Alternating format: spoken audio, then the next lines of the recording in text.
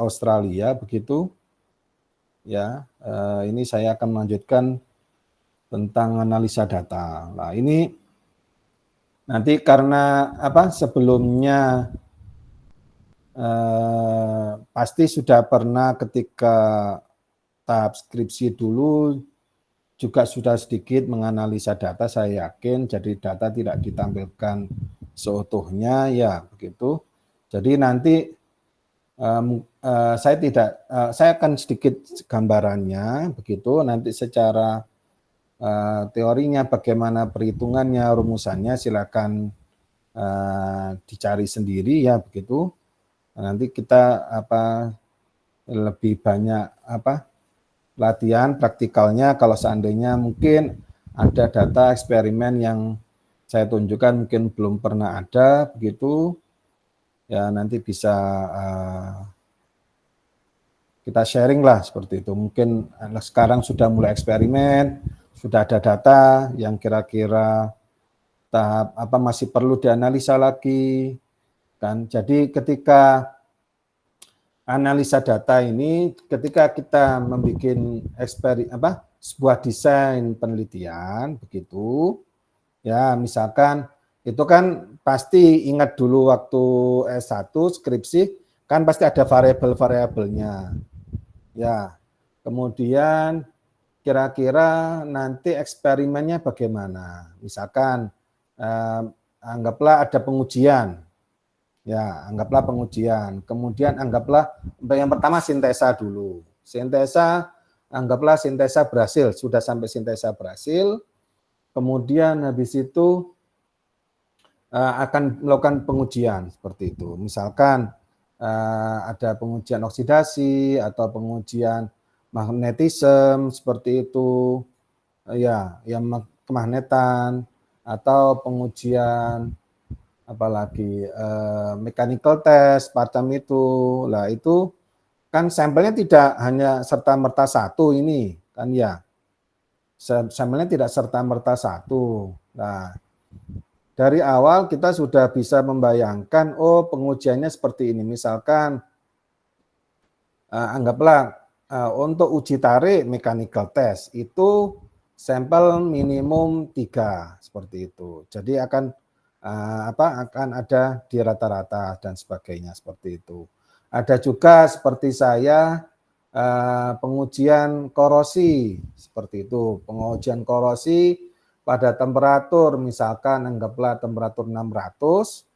Nah, itu dilakukan selama 100 jam. Nah, dari sini kita mengetahui misalkan kalau saya pengujian korosi itu dalam teorinya nanti ketika kita melakukan uji korosi kan ibaratnya seperti mungkin kalau gambarnya seperti kita memasak ya, kita beli wajan baru, panci baru ya, kita pakai memasak, anggaplah seperti itu. Nah, dari sana akan muncul yang hitam-hitam itu. Ya. Ya, keraknya yang di bawah kan ya akan muncul seperti itu. Itu adalah massa karena proses oksidasi akibat temperatur tinggi. Lah itu ketika kita melakukan uji korosi, massa itu akan muncul ya, massa tambahan akan muncul atau kalau memang dia rapuh ya, dia malah akan banyak yang mengelupas seperti itu. Nah, dari situ teorinya untuk profil ini ada menggunakan teori namanya diffusion.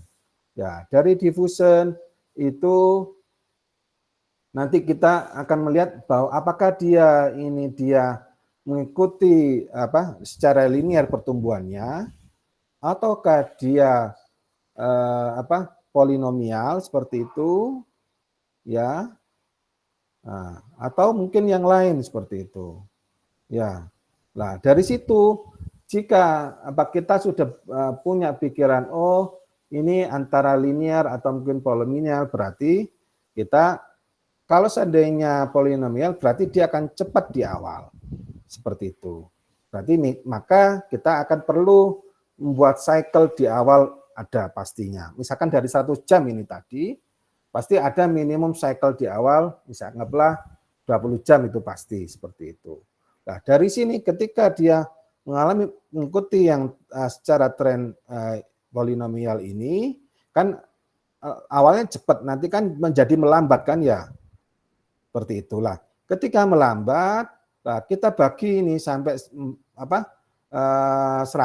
butuh berapa cycle? Apakah perlu setiap 10 jam kita timbang, ya, ataukah kita bisa 20 jam atau mungkin 40 jam seperti itu. Nah, itu kita udah mulai desain dari awal. Ya.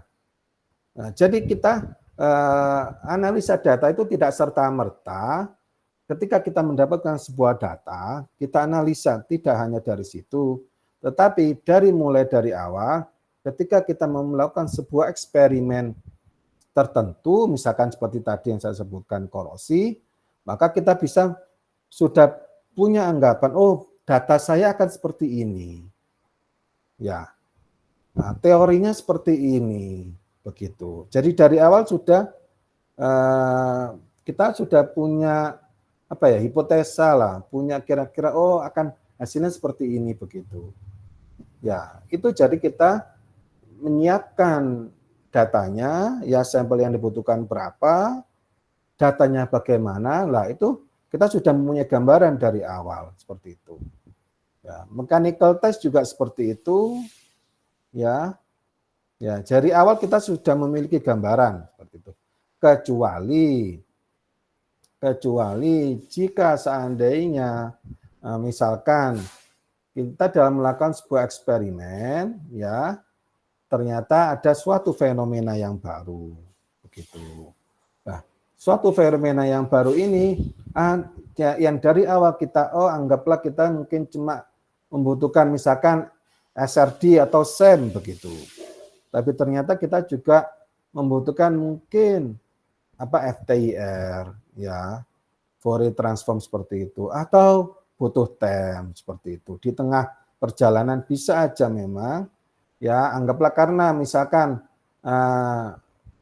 dalam eksperimen thin film, sintesa thin film seperti itu, atau seperti saya korosi yang menghasilkan masanya sangat relatif kecil sekali, atau tebal, tetapi hal daya tariknya itu kita memerlukan di bagian surface yang sangat kecil, ya, maka dan itu menarik di situ, maka kita memerlukan sebuah TEM, misalkan di situ, ya. Atau kalau seandainya proses thin film, ya, dalam proses thin film, ini nanti misalkan dalam proses thin film itu ada perubahan densitas yang dilakukan di situ. Ya, ada somehow bagaimana permukaannya berubah, ya. Hasilnya ketika kita uji misalkan dengan SRD, loh fasanya berubah tidak sesuai yang kita perkirakan. Ada pengujian yang lain begitu itu. Ya, bisa itu juga terjadi. Ya. Jadi analisa data ini bisa dual, bisa mulai kita desain dari awal. Ya kita sudah anggaplah tahu benar eksperimen itu, hasilnya datanya kita bisa prediksi, ya kita bisa membuat sebuah hipotesa yang ya mungkin hampir 80-70% atau mungkin bisa 90%, oh hasilnya seperti ini. Gitu.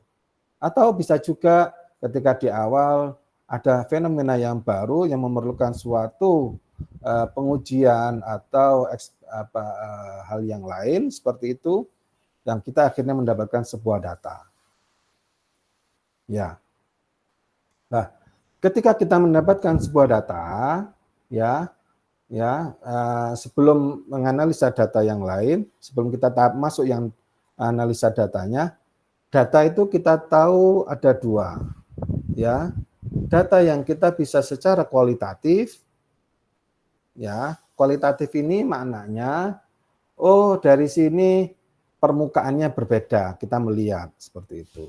Oh kekasarannya berbeda, secara kualitatif ya maksudnya, melihat, oh warnanya berbeda, seperti itu. Kita bisa melihat dari tampilan begitu. Ya, secara kualitatif. Oh, ternyata kita melihat ada apa? Serpian-serpian di situ. Ya, ya, itu secara kualitatif. Ya, kita membacanya. Nah, ada juga data yang kita harus secara kuantitatif begitu. Ada nilainya, ya, ada besarannya seperti itu. Ya, ketebalan misalkan berubah menjadi tebal kayak tadi kita menggunakan panci, kayak kita mau hitung ini ketebalannya kerak yang muncul ini berapa mili itu. Nah, itu kan dimensi secara kuantitatif begitu itu. Tetapi ada juga sebuah data ya, kita bisa sampaikan, oh ini bisa kita dapatkan data kualitatif, bisa juga akan mendapatkan data kuantitatif begitu itu. Ya, ya, itu ada catatan seperti itu. Ya, misalkan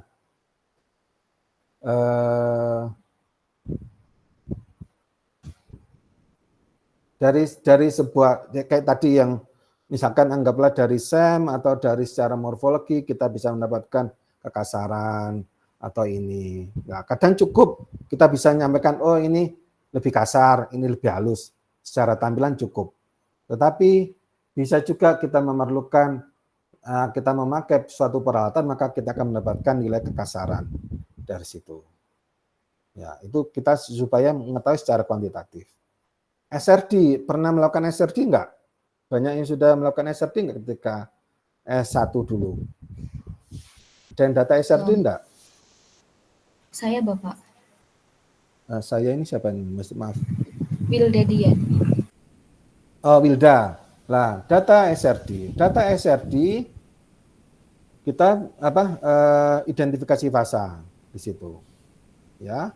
Kemudian dari identifikasi fasa kita tahu fasanya apa aja. Ya. Nah, biasanya kita hanya cukup menunjukkan oh ini fasanya ABC seperti itu. Tetapi ada juga yang dalam menganalisa ini kita ternyata membutuhkan fasa itu secara kuantitatif. Ya, berarti kita harus melakukan perhitungan di sana. Menganalisa lagi data SRD itu, ya kita hitung lagi misalkan pakai metode Rietveld seperti itu. Nanti saya akan tunjukkan, ya. Cuma mungkin nanti saya silakan cari ya data Rietveld-nya. Saya belum mendapatkan masalahnya. Nanti saya tunjukkan, mungkin bisa akan lihat nanti melalui internet gitu. Nah, data Rietveld, nanti dari data Rietveld misalkan komposisi identifikasi fasa tadi mengandung A, B, C, kita akan mendapatkan persentase dari A, B, C. Misalkan yang A, fase A 30, fase B 40, ya fase C 30, seperti itu. Nah, itu secara kuantitatif. Berarti sebuah data ini bisa juga dapat kualitatif, bisa juga dapat kuantitatif, seperti itu. Ya. SEM demikian juga ada ketika kalau SEM, siapa yang menggunakan pernah punya data SEM? Tadi SRD Wilda. Kalau yang SEM, siapa yang pernah? Saya, Bapak. Mbak Rum. Mbak Rum Dwi. Selain Mbak Rum siapa? Nggak ada yang lain. Ya, oke. SEM, ketika melakukan SEM, biasanya kita untuk mendapatkan kandungan misalkan dari permukaan itu, kita mengetahui ya komposisinya apa. Kan nanti dari SEM ada namanya mode morfologi, akan kelihatan tampilannya ya, bentuknya kasar, halus di situ morfologi. Ada juga namanya mode backscatter. Ya, dari backscatter kalau Mbak Arum Dwi ingat itu kan warnanya berubah. Ada putih, ada abu-abu, ada yang lebih gelap di situ. Nah, dari situ backscatter ini akan warna muncul karena massa atom daripada yang permukaan yang kita akan lihat di situ. Nah, kemudian dari sana akan bisanya kita lakukan namanya IDS untuk kita hitung komposisi persentasenya. Misalkan dia anggaplah kita sintesa ini menjadi suatu powder, anggaplah kita menggunakan FeNiCr di situ. Ya, ketika proses sintesa kita ingin tahu partikelnya ternyata ada yang abu-abu bulat, ada yang warnanya lebih terang, ada yang warnanya lebih gelap. Kita ingin tahu masing-masing partikel ini komposisinya apa aja, berapa persentasenya daripada FeNiCr itu tadi. Ya, maka kita melakukan namanya IDS di situ. Ya, dari IDS, nah IDS sendiri itu kan menggunakan prinsip X-ray di situ. Walaupun S-nya spektroskopi, tapi X-nya X-ray itu. Energy Diffraction Spectroscopy itu menggunakan sistem X-ray. Ya. Maka kandungan yang di situ mungkin yang belum pernah, mungkin Mbak Arum sendiri menganggapan bahwa datanya ini kuantitatif ini datanya. Tapi tidak, data yang dihasilkan SEM-IDS ya itu datanya sifatnya masih kualitatif. Jika kita menginginkan data yang benar-benar bisa kita pertanggungjawabkan keakuratannya, ya, karena itu tadi memakai prinsip X-ray di situ, ya, kan dia hanya berdasarkan gelombangnya yang kita lihat di situ. Nah, ketika panjang gelombang itu dia tidak dikalibrasi dengan panjang gelombang yang material sebenarnya, begitu. Jadi secara nilai itu dia masih tahap masih kategori kualitatif untuk yang IDS-SEM. Jika kita ingin kuantitatif itu kita bisa menggunakan SRF. Ya, kalau ingin tahu. Atau mungkin IPME sementara di Indonesia yang punya malah pihak swasta kalau nggak UI, IPME di situ. Karena di IPME setiap kita misalkan dalam proses IDS ini ya, kita kan itu di-scan. Ya, di-scan. Sebentar saya tunjukkan gambar IDS mapping ya, sebentar. Saya ada ini biar enak.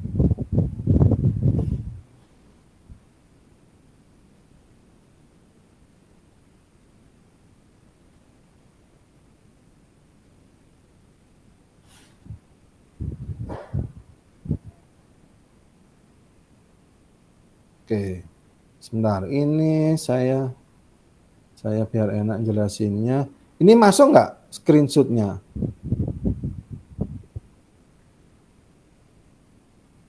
Enggak ya?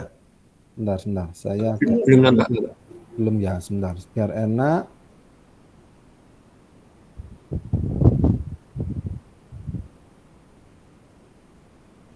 Dan jelasinnya enggak awang-awang ya.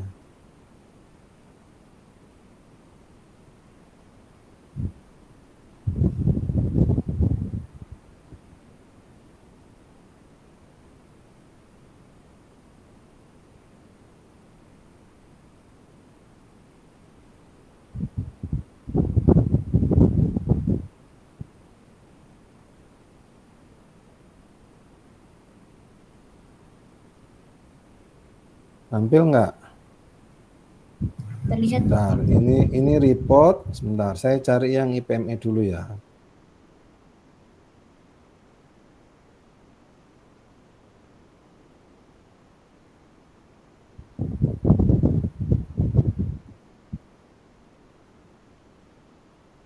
Nah, ya ini IPME, ini IDS mapping ya.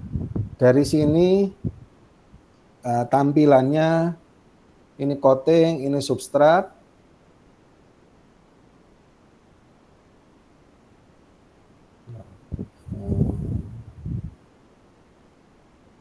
Ya, ini coating, ini substrat. Kita akan mendapatkan elemen-elemennya ini. Ya. Nah, kemudian, nah ini datanya masih data secara kualitatif.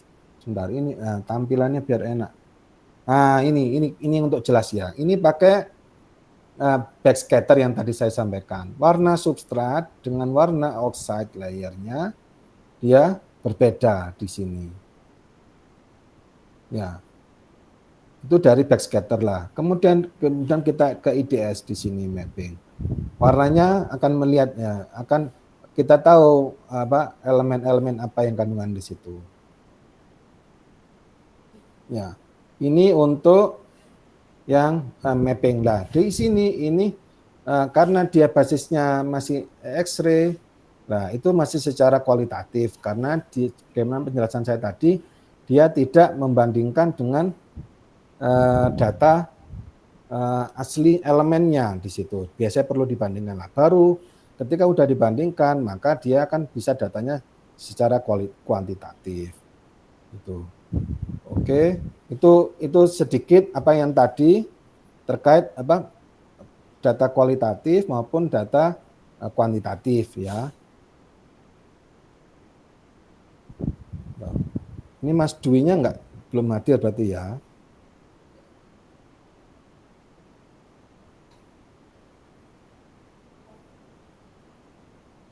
Oke ya.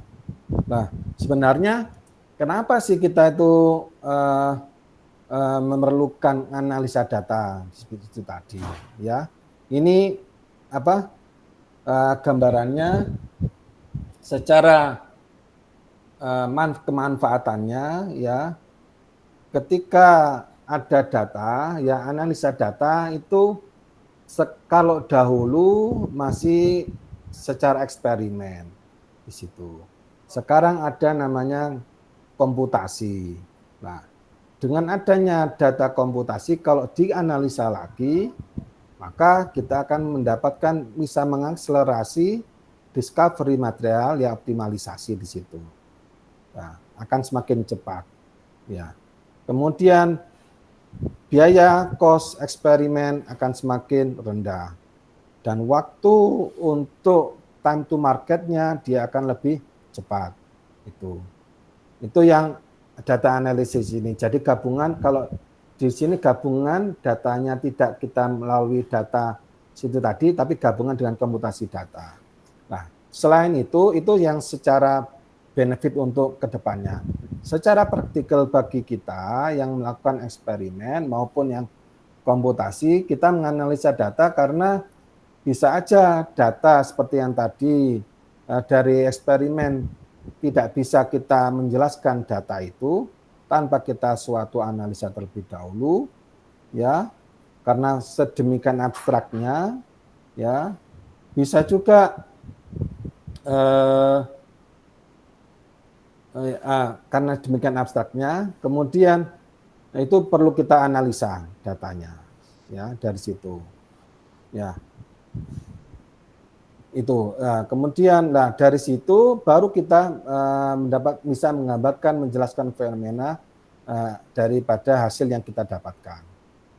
Itu secara praktikal real bagi kita tahap kalau kita berjalan sendiri eksperimen, komputasi berjalan sendiri, maka kita memerlukan data untuk analisa data adalah untuk ini, untuk mendapatkan hasil kita perlu analisa di situ.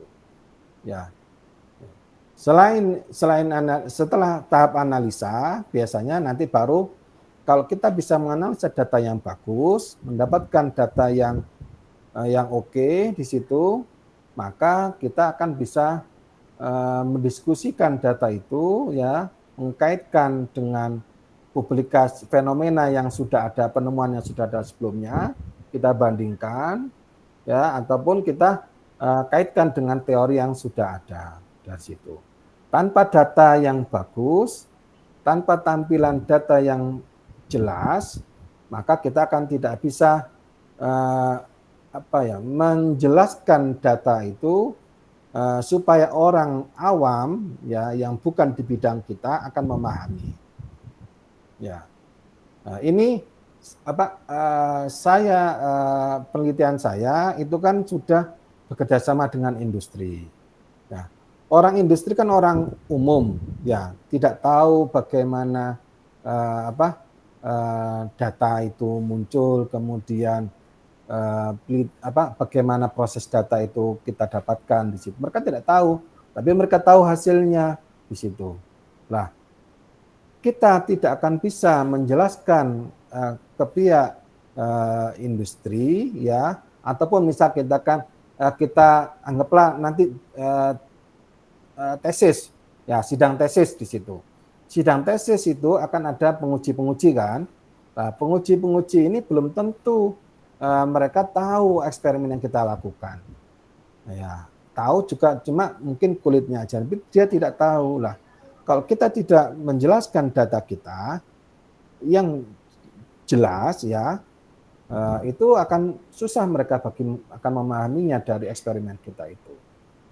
Itu salah satu pentingnya data, ya, bagi kita tahap ini. Tetapi untuk nantinya dalam scale up, ya, dengan kombinasi antara eksperimental dan komputasi, maka kedua hal ini, ya, akselerasi discovery material, ya, optimalisasi itu akan benar-benar kita akan dapatkan, ya, 10-20 tahun ke depan.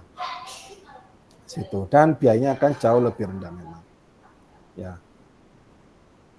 Kemudian, nah, salah satu, ya, dengan analisa itu, ya, kadang kita misalkan dengan metode yang tradisional, ya, kita misalkan anggaplah seperti SRD. Seperti kita melakukan SRD, ya, kita biasanya hanya tahu analisanya identifikasi fasa, itu tadi Mbak Wilda, ya, identifikasi fasa. Lah, tapi kita bisa juga mengetahui tanpa harus melakukan, kita itu pengen tahu sih kristalinitas, misalkan kristalinitas daripada sampel hasil sintesa kita berapa. Kita bayangan awal, wah, enggak bisa ini dengan data SRD kita dapatkan.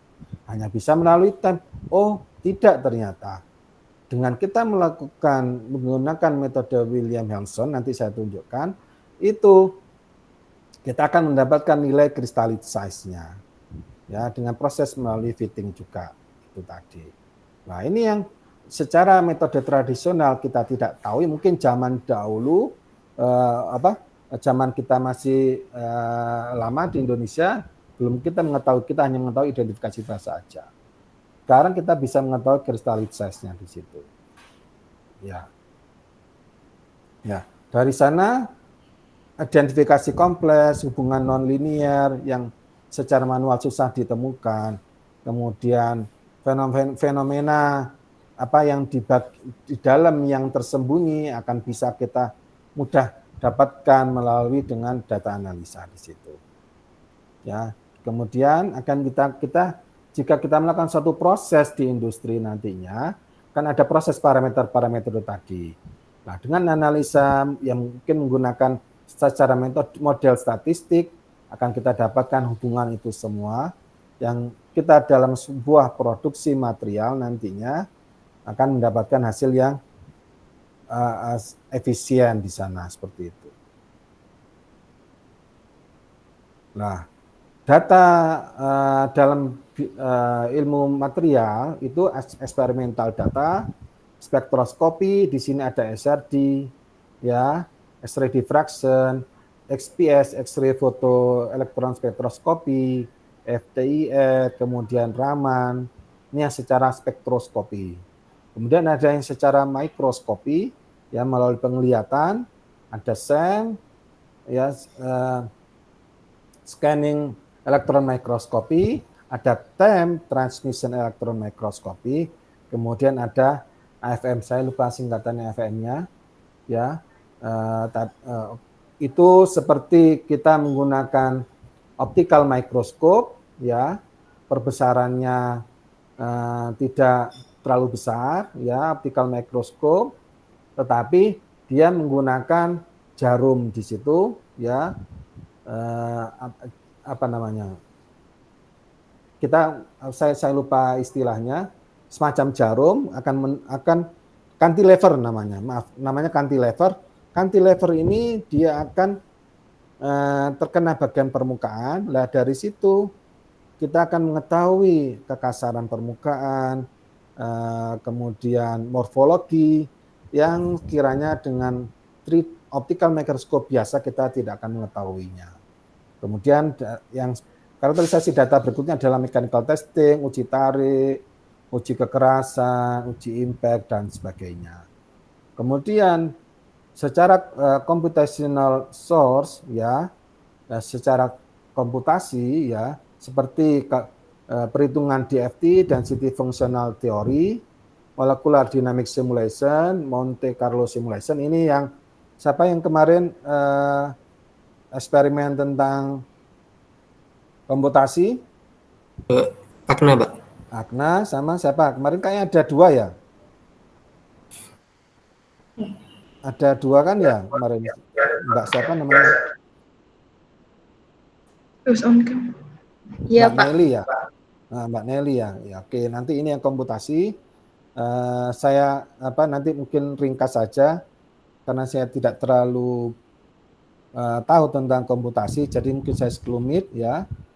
Nah, dari eksperimen data karakterisasi kita akan melihat untuk spektroskopi, kita akan lihat ya, SRD digunakan untuk identifikasi kristal strukturnya, strukturnya bagaimana.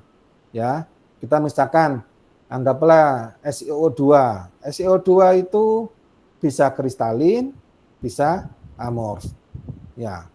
Nah, itu kita bisa mendapatkan datanya dari SRD. Apakah dia ini kristalin, apakah dia amorf begitu. Ya, diamond juga sama, diamondnya dia kristalin atau juga amorf di situ. Kristal strukturnya. Fasanya di sini misalkan kita sintesa apa, powder atau apapun. Nah, itu ada beberapa fasa. Itu fasenya apa?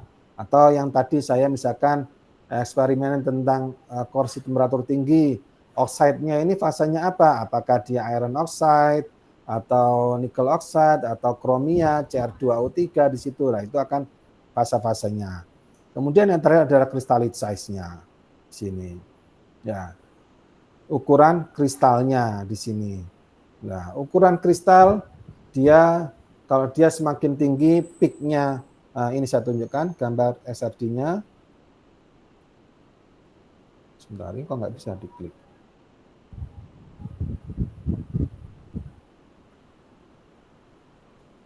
Nah, SRD ya ini adalah profilnya kita dapatkan. Ya, ini ya data realnya seperti ini, kita dapatkan data realnya. Ini ada profilnya peak-peaknya, ya dari sini kita analisa peak-peaknya. Ya, ini profil yang sangat bagus, ya. Kita bisa melihat background-nya tidak terlalu banyak, ya, dan intensitasnya sangat tinggi di situ. Nah, intensitasnya ketika melihat peak-nya dia tajam-tajam seperti ini, maka ukuran kristalnya dia berarti semakin tinggi nilainya. Tetapi ketika peak-nya dia semakin landai, maka ukuran kristalnya dia akan semakin kecil. Nah, biasanya jika kita menggunakan alat namanya powdernya kita sintesa secara kimia, itu biasanya kita akan mendapatkan intensitas yang tinggi, peak-nya di situ. Peak-nya juga tajam. Tetapi jika kita menggunakan misalkan karena partikelnya itu besar-besar, ya, kita pinginnya menjadi nanokristal misalkan, nanostructure itu nanti. Maka kita gross itu dengan ball mill, mechanical alloying dan sebagainya seperti itu. Maka partikelnya hancur kan? Hancur, kadang menggumpal, kadang itulah. Dari sini ketika hancur, ukuran kristalnya dia biasanya ini akan turun. Ya, dia akan semakin ada yang bahkan bisa menjadi amorf di situ. Ya. Tuh, ini difraksi profilnya. Nah, dari sini dari suatu difraksi profil kita akan bisa mengidentifikasi fasanya dari sini. Nah, misalkan ini dapat fasa apa, ini O. Nah, masing-masing fasa dia memiliki struktur kristal sendiri. Ya, nah, kita akan mengetahui struktur kristalnya apa. Misalkan NiO itu apa kubik atau apa, misalkan di situ. Ya, kita akan bisa melihat. Ya. Kemudian dari sana, nah, kenapa kita perlu analisa datanya? Ya, anggaplah kita powdernya di sini. Tetapi dalam pelaksanaan pengujian SRD, ya teknisinya atau mungkin kita sendiri kalau kita diperbolehkan menggunakan mesin SRD sendiri untuk menguji, kita kadang teledor. Ya, powdernya kalau kita menggunakan powder kadang ini flat seperti itu. Tapi kadang juga karena mungkin buru-buru atau bagaimana teledor, teknisinya tidak flat begitu itu. Lihat hasilnya ketika kita melakukan profil mendapatkan hasil yang berbeda. Kalau dia flat, ukuran peaknya bagus, intensitasnya ininya kristalisasinya tinggi ya, depth-nya ini dia ini. Tetapi jika ini powder ya dia tidak flat ya, maka kita bisa melihat nah, dia merenggang di situ. Peak-nya dia juga bergeser. Ya, ini background-nya ada di sana. Ya, data yang seperti ini itu masih perlu kita fitting terlebih dahulu. Ya, supaya kita bisa mendapatkan data yang bagus di sini. Ya, karena kalau kita mendapatkan, misalkan kita tidak mengetahui ini ya, anggaplah kita 100% percaya dengan teknisinya, kita tahunya datanya seperti ini, padahal kita tahu komposisinya fasenya adalah alfa di sini, quartz. Ya, harusnya ketika ini kan yang merah-merah ini berdasarkan dari database ya. Ya, Mbak Wilda ingat nggak ketika analisa identifikasi fasa menggunakan database kan ya dulu. Iya, Bapak. Ya, itu menggunakan database. Ya, dari database bisa JCPDS atau dari open crystallography di sana. Nah, ini database-nya merah-merah ini. Loh, kok ternyata enggak sesuai begitu itu.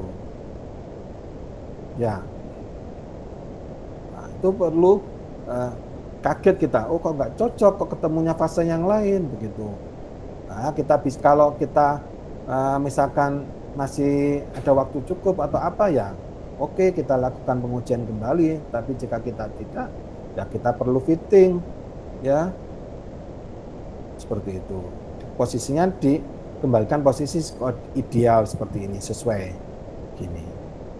Ya, karena kalau kita publikasi seperti ini, database-nya menunjukkan di sini sementara peak-nya di sini kita publish, tentu akan ditolak di situ itu.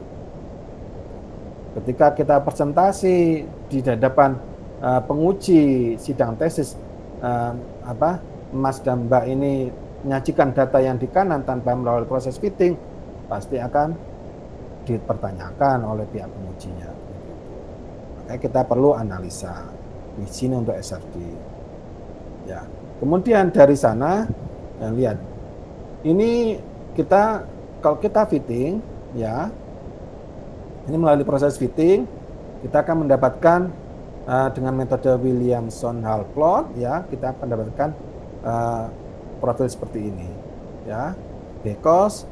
Nah, nanti dari sini B-cosnya Y-nya ini 0,29, maka kita bisa akan menghitung kristalis size-nya di sini, ya, dengan perhitungan Williamson itu menggunakan rumusannya, ya.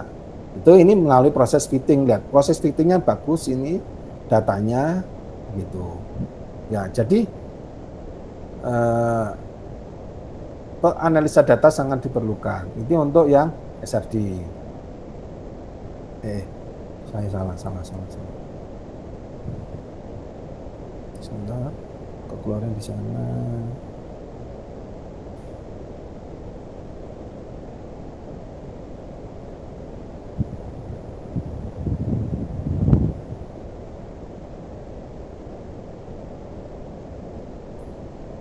Sampai di sini untuk SRD paham? Sebentar, ini saya salah ini.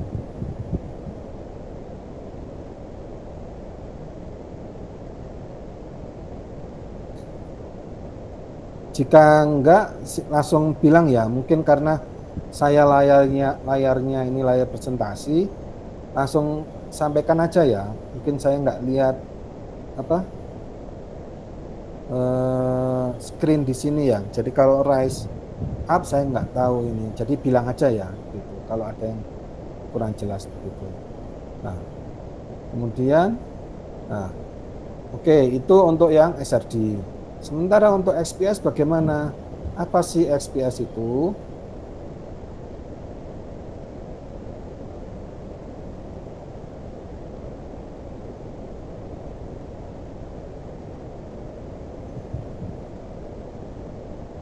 Nah, ini X-ray foto elektron spektroskopi.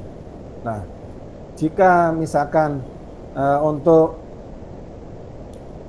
kita melakukan tadi ya dengan SEM, kita akan mendapatkan elemen apa aja ya, misalkan kayak tadi saya uji korosi temperatur tinggi, nanti pasti ada O-nya.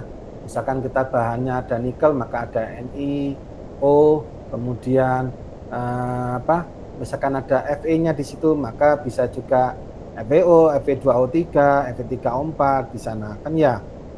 Nah, O-nya di sini ya, Fe-nya di sini apakah dia Fe2+ atau Fe3+ ya.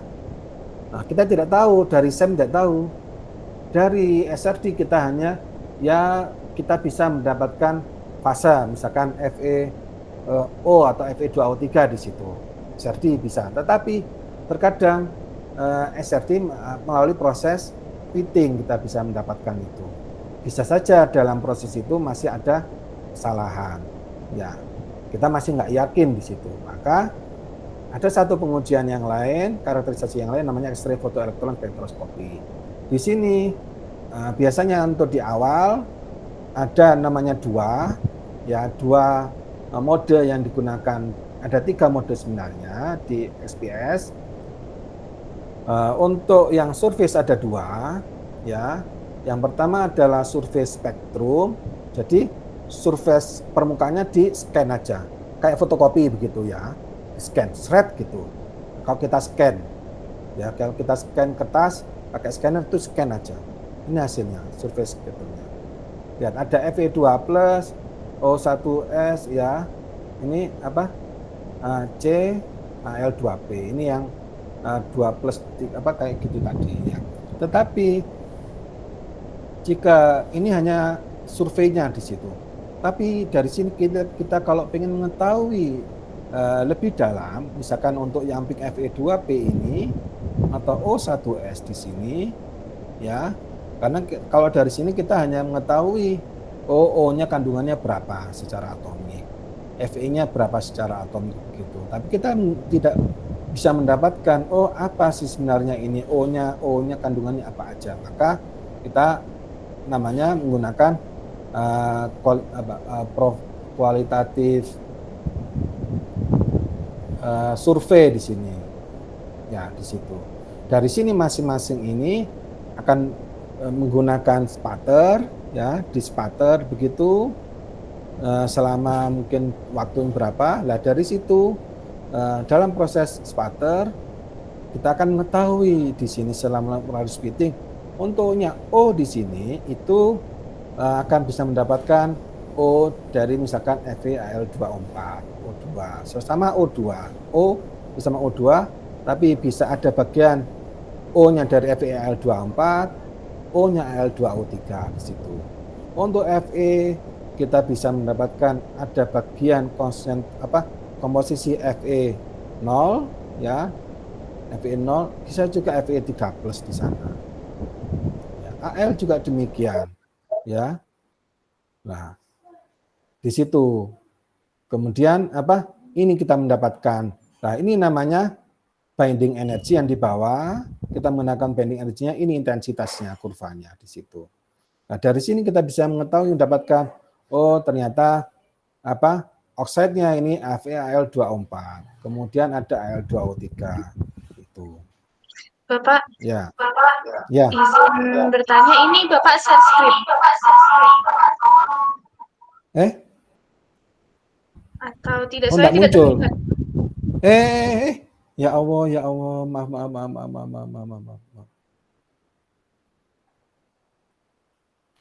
Makasih. Ini sudah ya. Oke, saya ulang Sudah, ya. Pak. Oke. Nah, X-ray photoelektron spektroskopi ya, itu ada 3 mode. Yang pertama survei spektrum di sini. Ya, itu kita seperti scan, kita menggunakan scanner di situ. Jadi hanya di scan aja. Yang kedua ada namanya kita kualitatif spektra dengan di spatter gitu. Ya, nanti dia akan oxide-nya akan dengan proses di spatter, kemudian akan ditembakkan X-ray-nya, ya di sana akan ditangkap itu masing-masing dari Fe sendiri, O sendiri, C sendiri, masing-masing ini akan kita mendapatkan suatu profil yang masing-masing untuk peak itu sendiri. Ya. Kemudian yang ketiga, jika kita memiliki misalkan ada ketebalan daripada surface-nya, kita ingin tahu masing-masing tadi. Ya, konsentrasinya dari atas ke bawah, itu namanya kita bisa menggunakan gap spatter profile. Ya, dari misalkan anggaplah ini ketebalan di sini. Nanti kita bisa mengetahui kandungan kayak tadi saya FeAlCO. FeAlCO dari posisi atas surface sampai ketebalan tertentu misalkan setengah mili misalkan dari situ. Ya. Setengah mili kita bisa mendapatkan ini berapa ini masing-masing konsentrasinya tiap titik di sini gitu itu depth spatter profile. Lah dari sini fungsinya apa sih X-ray photoelektron spektroskopi? Dia menggunakan binding energy. Ya dari sini misalkan Fe di sini kita hanya tahu Fe2P di sini, tapi kita tidak tahu apakah dia ini FeO, Fe0 ya, atau misalkan Fe2O3 ya, Fe3 atau Fe3O4 ya, di situ E3+ atau 2+ di sana. Kita tidak mengetahui dari survei spektrumnya aja. Ya. Maka kita butuh lebih dalam lagi dengan spatter tadi, kita bisa mendapatkan hasil ini. Misalkan untuk yang O di sini, kita kalau dengan melalui proses fitting, ya kita mengetahui bahwa O-nya area profil O, dia sebagian mengandung oksigen ya, oksida dari FeAl2O4, sebagian juga mengandung oksida dari Al2O3. Fe juga demikian, dari Fe sebagian mengandung FeO di sini, Fe0 atau Fe0 atau juga Fe3+ di sini. Ya. Areanya ada sendiri. Al juga demikian, ada area yang dominan dia Al3+ dari FeAl2O4, ada juga Al yang 0 di sini ya. Al murni di sini. Ya. Itu sebagian kecil. Itu kita bisa mendapatkan hal itu. Jadi kalau dari SRD kita memang bisa mendapatkan fase misalkan Fe2O3, VO, F3O4, tetapi itu melalui proses fitting, di mana bisa aja dalam proses itu kita masih belum yakin misalkan di situ. Ya, atau di database tidak ditemukan misalkan fasenya apa, lah kita bisa menggunakan metode XPS di sini. Ya, dengan melalui binding energy. Nah, kemudian ada satu lagi metode dari XPS, misalkan kita thin film misalkan, ya dari thin film anggaplah tebalannya seperti ini, ya ini permukaannya, ini dasarnya. Dari sini misalkan kandungannya seperti saya, FeAlCO, kita akan mengetahui konsentrasi FeAlCO ini per titik dari atas sampai bawah. Apakah dia kondisinya flat, sama dari atas sampai bawah, ataukah dia naik turun berubah di sana. Ya. Gitu. Itu namanya X-ray photoelektron spektroskopi. Ya, ini di BRIN sudah ada. Monggo nanti kalau memang nanti mau perlu. Kemudian itu adalah XPS ya di situ. Menyediakan komposisi elemen dan chemical state-nya daripada permukaan. Chemical state-nya apakah dia 2+, 3+, 2- atau bagaimana itu nanti chemical state-nya didapatkan. Kemudian ada satu lagi FTIR atau Raman.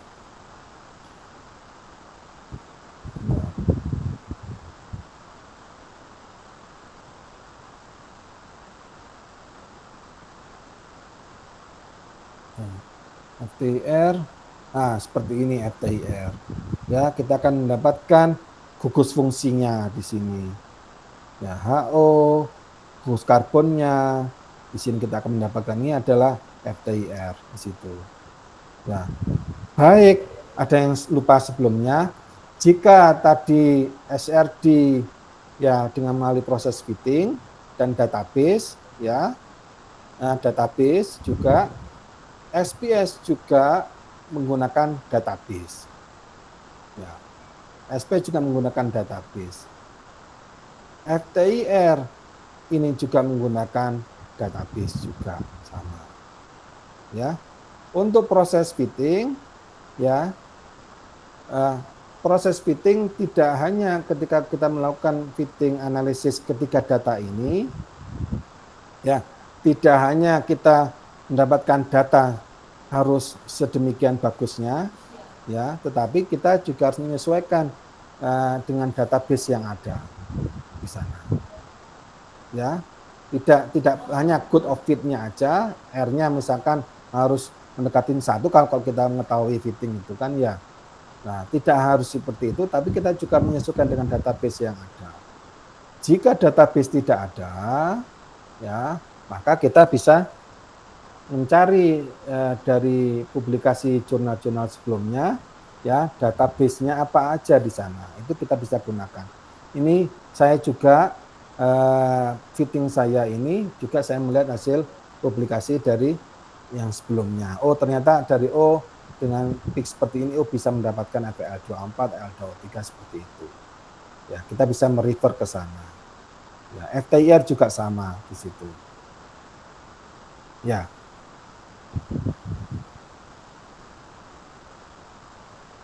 Ya. Kemudian untuk yang spektroskopi. Nah, kemudian untuk yang SEM, dari SEM tadi sedikit saya jelaskan surface morfologinya.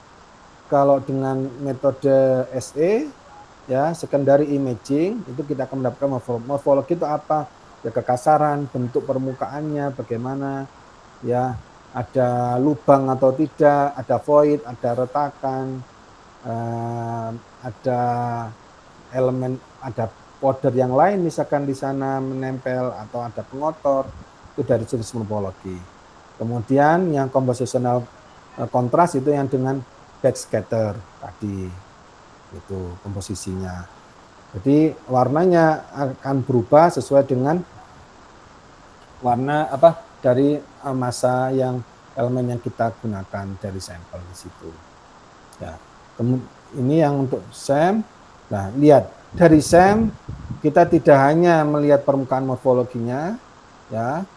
Nah, kemudian kalau seperti ini ditunjukkan dari publikasi ada Fe3O4, PANI AC ini kan berdasarkan SRD. SRD kita bisa mengetahui. Oh, ini elemen EDS dulu, kemudian SRD fasenya apa. Nah, kemudian setelah itu, setelah EDS analisa, kita juga analisa partikel size-nya. Ukuran partikelnya berapa ini? Masing-masing ini partikelnya berapa? Seperti kita analisa di situ. Nah, ya, ini juga menggunakan statistik juga di sana. Ya, untuk menampilkannya. Gitu. Kemudian selain partikel size-nya, misalkan kayak ini coating di sana. Ini ternyata ada poros-poros di sini. Ya. Nah, ini dengan menggunakan software ya namanya ImageG, kita analisa porosnya seberapa persen di sini. Ya, ini dengan analisa MSG, titik-titiknya ini yang menganalisa, maka kita akan mendapatkan nilai persentase daripada porositasnya di situ. Ya. SEM juga perlu analisa. Kemudian yang selanjutnya TEM, ya, atomic level structure, interface dan defect di sana. Ya, ini. Nah, kita dari sini kita akan mendapatkan kalau atomic level structure, maka kita akan mendapatkan seperti ini, ya, menggunakan SAD pattern, ya, dengan seperti difraksi, ya, akan mendapatkan dari sini, misalkan kita ini senyawa ya, senyawa ini Re63Cr20Nb17, ya, dia berapa ini, ya, 2.00 110, ya, seperti itu, ya, cubic crystal structure. Kemudian selain ini sama dengan SEM, ya, SEM sama dengan SEM, ada juga IDS-nya, kita bisa mengetahui, tapi lebih dalam perbesaran sangat tinggi ini bisa lihat 20.000 perbesarannya. Ya, 20.000 kita bisa mendapatkan di sini, ya, mengetahui elemennya apa aja dari sini. Ya, kadang SEM itu dengan misalkan itu kadang 10.000 sudah kabur di situ. Tapi kalau dengan TEM bagus. Tapi karena dia transmission electron microscopy, makanya dalam preparasinya harus tipis itu. Ya, beda dengan SEM yang kita bisa tebal, kita masih bisa melakukan observasi. Saya buka lagi. Itu ya. Kemudian buka lagi.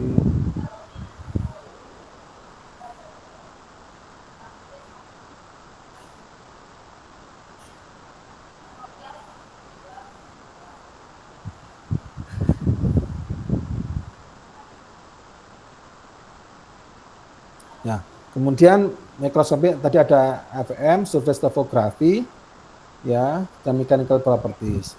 Kalau mechanical properties saya belum pernah, mungkin Kelvin probe, ya, tapi kalau surface topography seperti yang tadi menggunakan cantilever akan kita bisa mendapatkan kekasaran permukaannya. Ya, dari sini jika untuk data SEM itu tadi, ya, maupun data TEM itu harus perlu dianalisa, ya, supaya kita mendapatkan hasil yang secara kuantitatif. Untuk SEM kondisi IDS-nya seperti saya jelaskan itu masih kualitatif. Baru kalau kita menggunakan IPME, maka hasil komposisinya itu kita bisa mendapatkan nilai secara kuantitatif. Ya. Kemudian ada mechanical testing data, mechanical test, uji tarik, uji kompresi, uji fatigue. Ini kan ada stress strain curve kan, ya. Ya. Tegangan, regangan, kurva tegangan, regangan di situ. Ya, karena pengujiannya dia tidak satu sampel, maka perlu analisa. Hardness juga iya, hardness measurement, kemudian impact testing. Nah, ini kita bisa melihat datanya. Ya, ini kelihatan, ini mechanical test di sini. Nah, ini dilakukan dengan beberapa sampel. Ya, baru nanti setelah itu dengan metode statistik kita menjadi rata-rata. Kita mendapatkan hasil yang seperti ini. Ya, gitu. Nah, ada stress strain curve. Kemudian micro hardness juga iya. Nah, micro hardness ini kita lakukan beberapa sampel. Nah, kalau ingin mengetahui ini ada yang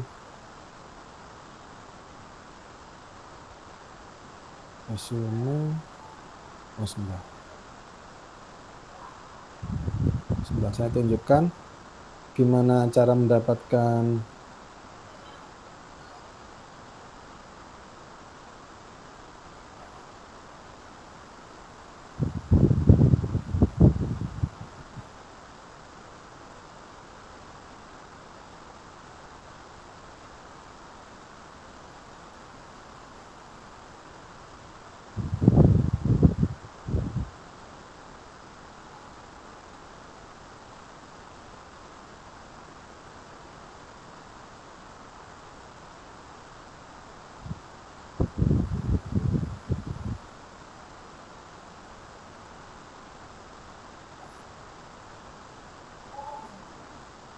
Nah, ini kelihatan ya.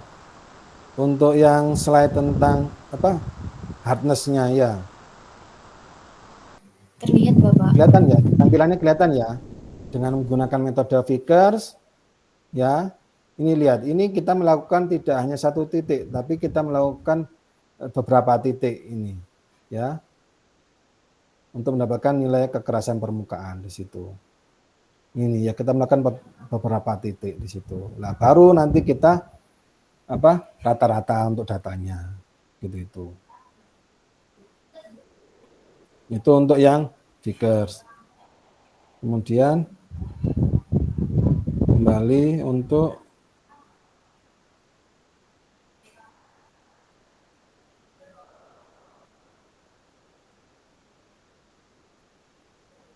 nah, kemudian itu tadi maaf. Salah.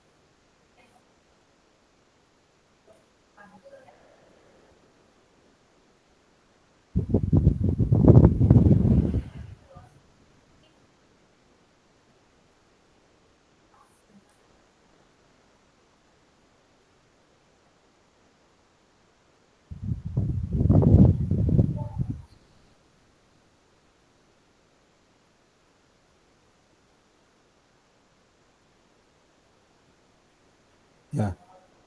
Nah, itu untuk mechanical testing biasanya analisanya kebanyakan menggunakan metode statistik karena menggunakan beberapa sampel dan beberapa spot seperti yang Vickers tadi. Nah, kemudian ini untuk yang komputasi ada perhitungan menggunakan density, fungsional teori, ada juga molekular dinamik simulasi dan juga simulasi Monte Carlo.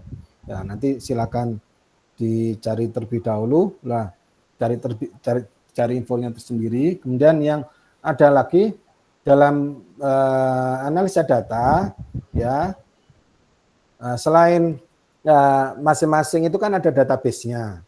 Kayak tadi untuk setiap pengujian SRD, JCPDS atau Open Crystallography ya. Kemudian XPS itu ada handbook-nya, datanya dari situ. Kemudian FTIR tadi juga ada database-nya dari biasanya software-nya sudah ada. Nah, kemudian ada juga ada material database seperti Materials Project. Ini pasti pernah tahu kan ya Materials Project. Halo? Pernah nggak? Material Project itu yang ini. Oh, belum pernah? Pernah, Bapak. Pernah kan ya? Ya, material ini saya tunjukkan. Kalau yang mungkin belum pernah, sebentar saya cari tahu di sini.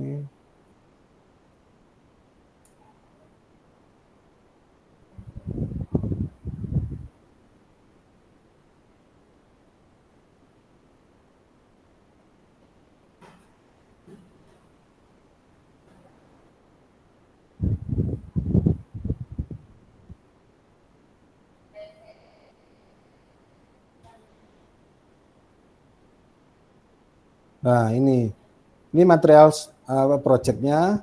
Kita biasanya login dulu. Misalkan pakai Google aja, enggak masalah.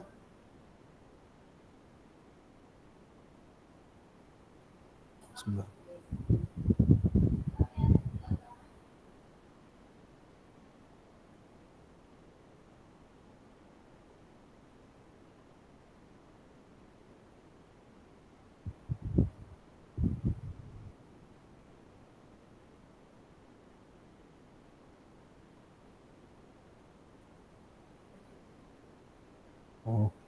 Oh, sekarang harus lengkap ya.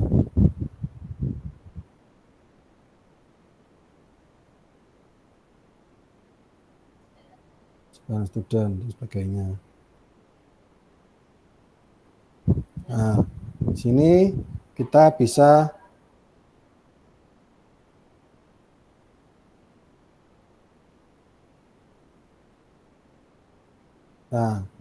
explorer material, nanti kita bisa milih misalkan FE, misalkan ini format.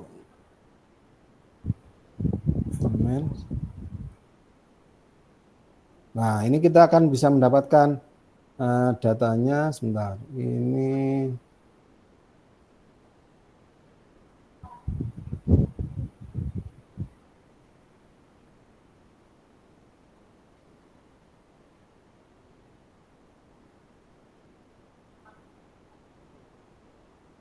nah, kita akan mendapatkan, kelihatan kan ini ya, ada FEO, tetragonal, kubik, kita bisa mendapatkan semua.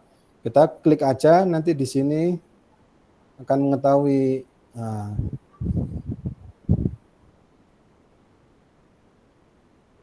kita bisa mengetahui gap-nya bagaimana, strukturnya bagaimana, band gap-nya, semuanya bisa kita dapatkan, dan sifat informasi yang properties yang lainnya di situ. Ya, crystal structure, properties dan sebagainya, termasuk kontribusi datanya. Ya, itu ya. Nanti silakan dilihat. Oh ya, saya tadi untuk read field ya, read field.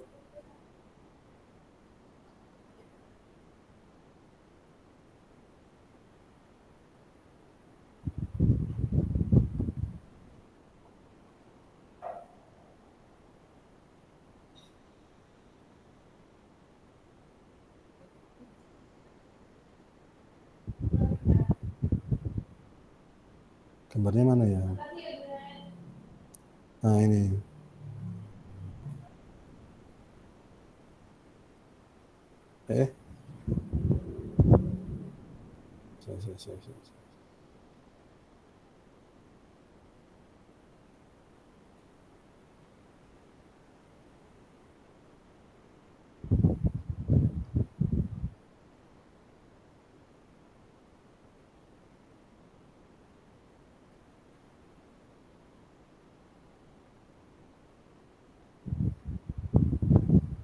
Nah, sebentar, ini saya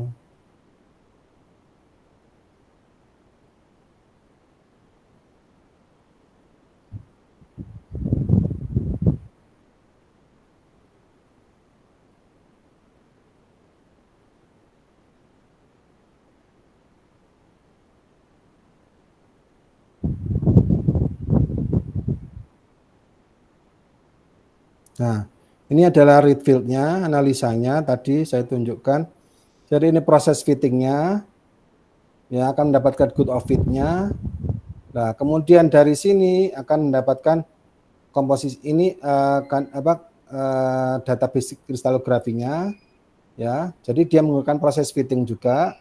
Nah, dari sini baru kita akan mendapatkan di akhir kalau kita mendapatkan fit good of fit-nya sudah mendekatin 1, maka kita akan mendapatkan komposisi daripada profilnya itu tadi, misalkan itu.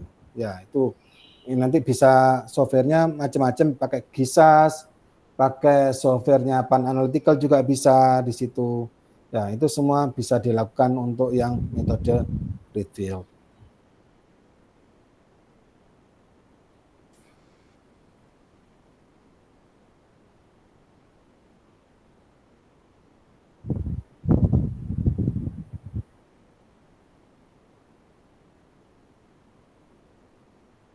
Ya, kemudian ada NIST Material Database Repository, nanti googling aja. IGSD, Cambridge Structural Database juga ada. Biasanya IGSD ini juga digunakan untuk SRD tapi berbayar di situ itu. Kalau NIST ini gratis, ya. Ya, bisa untuk data secara material kelasnya, propertiesnya di situ secara fisis kan bisa dapatkan di NIST Material Data Repository di situ. Kemudian data prosesnya apa aja? Data prosesnya tekniknya kita menggunakan ada 3 di sini, data cleaning, ya mencari tahu handling missing value-nya bagaimana, atau outlier, nanti saya akan tunjukkan outliernya, signal processing, noise reduction, kemudian data normalisasi, ya. Sama curve fitting di sini. Ada linear. Nah, kemudian untuk yang data cleaning, yang missing value tadi, kemudian secara database, eksperimental series seperti itu, kemudian yang outlier itu seperti ini. Nah, misalkan ini datanya kita mendapatkan data seperti ini. Ya. Nah, jika kita biasanya kita regresi linear ya, pakai trend line, maka kita akan mendapatkan di sini ini dengan fungsi dengan equation-nya di situ, dan ini nilai persentasenya R-nya, error-nya di situ. Ya, ini masih data yang banyak jauh daripada trend line-nya. Nah, ini ada data yang mendekati trend line-nya, tapi ada dua data dia sangat jauh lah. Kedua data ini maka kita sebutkan sebagai outliner di situ.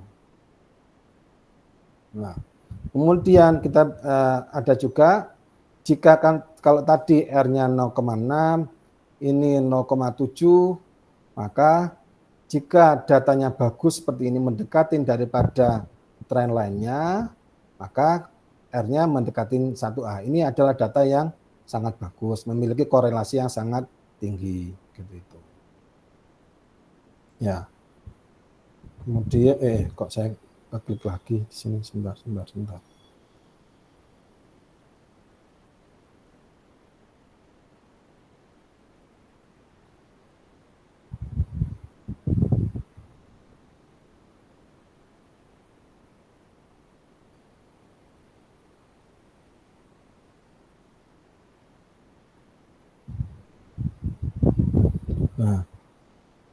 Nah, itu kita makanya perlu data cleaning itu tadi, menghilangkan outliernya, ya, menggunakan Z-score-nya atau kondisi R-nya tadi, kemudian yang terakhir kita dengan signal processing atau noise reduction ini jika kita bisa setup untuk peralatannya di situ, maka sinyalnya akan kita hilangin.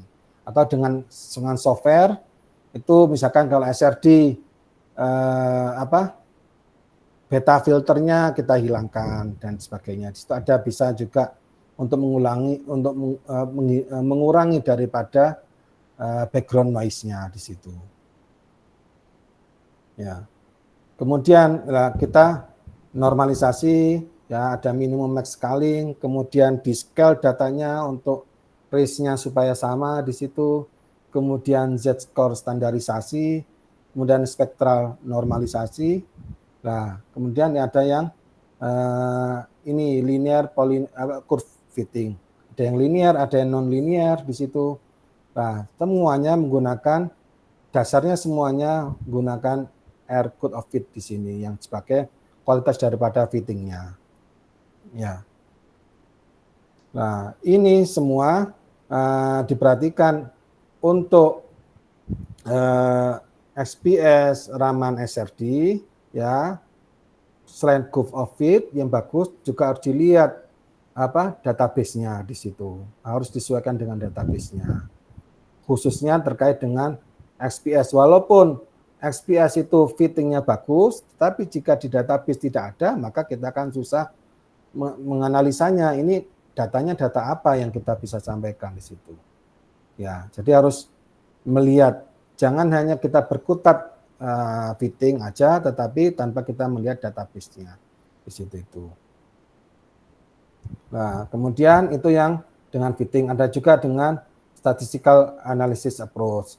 Ya, bisa dengan metode deskriptif, ya, analisa distribusi seperti tadi particle analysis, itu juga menggunakan analisa distribusi mana tadi. Nah, ini kan distribusinya. Ya. Kemudian korelasi studi masing-masing propertiesnya, uncertainty-nya berapa di situ. Nah, bisa juga menggunakan inferential statistik. Jadi dari datanya ada beberapa kelompok, maka di sini metode statistik ini biasanya kita menggunakan data hipotesa, kemudian hasil pengukuran setelahnya dibandingkan di situ. Bisa juga menggunakan metode ANOVA untuk optimalisasi parameter dan juga confidence intervalnya di situ.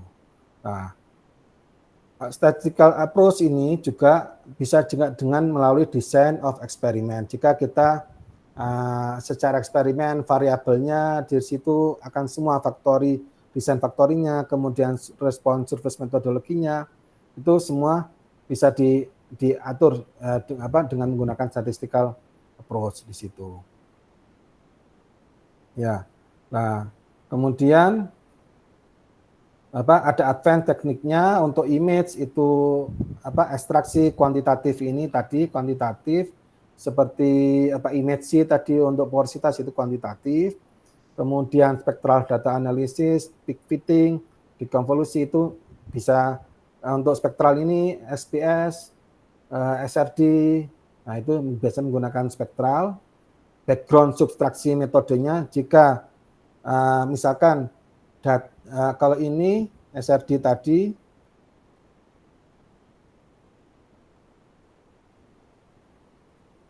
nah ini yang di kiri kita lihatkan backgroundnya hampir tidak ada di situ.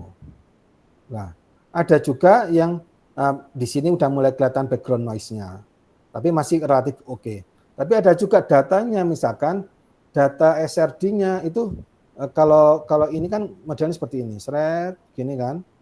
Ya, ada juga datanya itu tidak dari sini tapi dari atas. Nah ini naik, ini turun, kemudian dia naik lagi seperti itu. Ya, datanya seperti. Nah, ini perlu di subtract background-nya. Jadi posisinya disamakan di seperti ini. Ya, itu tadi.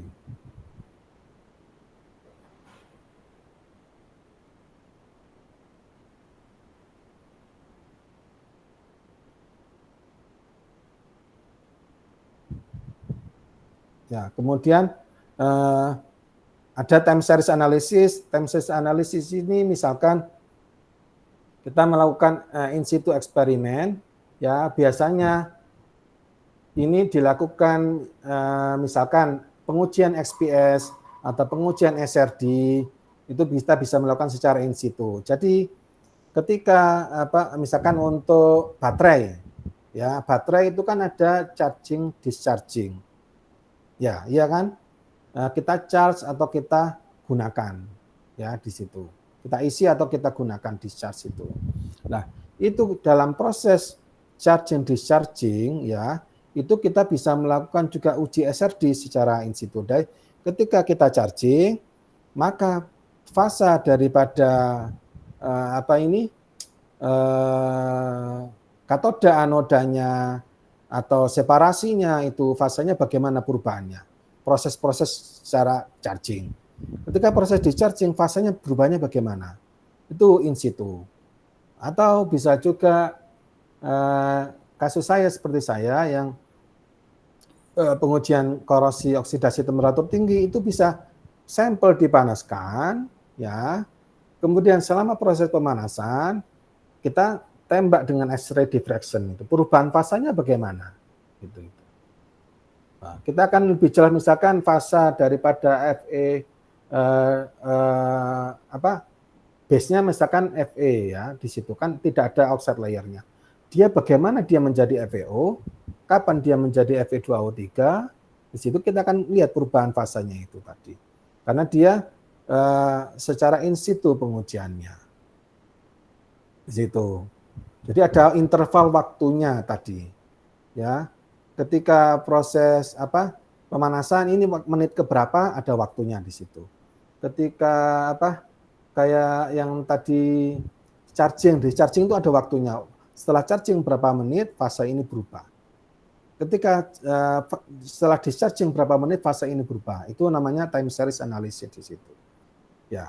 Atau juga degradasi studi. Degradasi studi itu misalkan jika kita biasanya melakukan pengujian tarik ini ya, kita uji tarik aja kan, patah kita.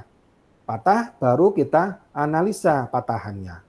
Ya, patahannya apakah halus ya atau kasar dia, dianalisa di situ. Tapi ini enggak ini. Kalau ini sampelnya dibikin kecil ya, nanti diletakkan di SEM, peralatan SEM di situ.